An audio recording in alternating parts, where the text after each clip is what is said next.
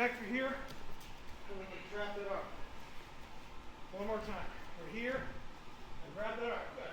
Put my arm through. He's always going to pull. Step with my right leg right between his crotch. My left leg comes forward. I grab his hip. I'm coming back loose. Right hand. And I'm trapping that arm. 5 more times. 3, 2, 1.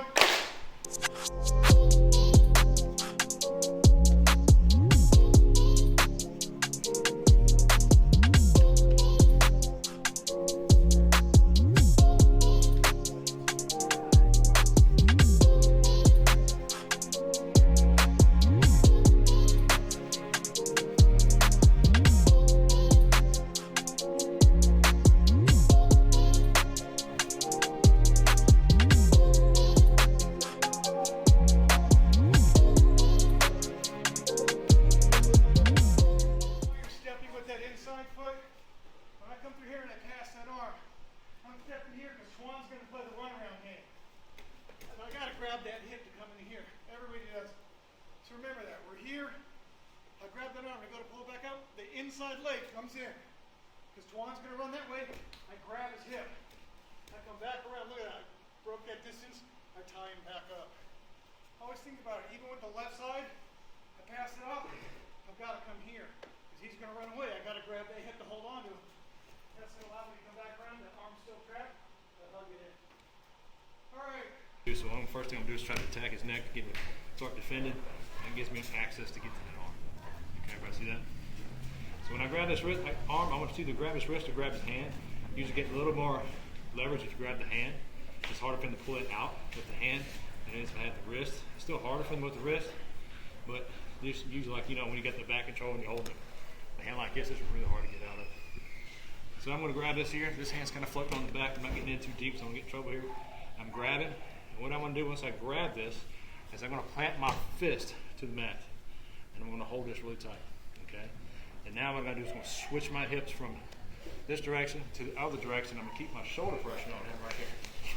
Like this. Everybody see that? Here. You got to come around this side so you can see. So now when I got this, even if he's holding this in tight here, as soon as I have this bent, it's going to be very hard for him to get this loose now. So now what I'm going to do is I'm going to keep walking. Keep walking, keep walking, keep walking, keep walking, keep walking. I'm just going to keep pulling this out as I'm doing this the whole time. Going into a hammerlock here, and I put a lot of pressure and weight on the shoulder and his back. Try to keep him from getting up and rolling out. One time. So inside, his arm might be out here, or in this position. It's kind of maybe hard to get to it. So I'm going to attack the neck first. Can you defend, come through, grab it. I'm going to grab and I'm going to roll my hand down. Plant my fist to the mat. Okay, so now I'm going to switch. I'm going to keep my fist there and keep it tight. My arm is straight here, and I'm going to keep moving around. This is digging it out. Everybody see that? Yep. So if he tries to roll from here, it could be really tough. Now I'm going to take 2 hands, keeping my shoulder and my forearm on the shoulder over here. I'm going to pull straight up. Get a hammer lock. Start pulling. So I can pull him all the way to his back and get to that position. Do the same thing. Okay.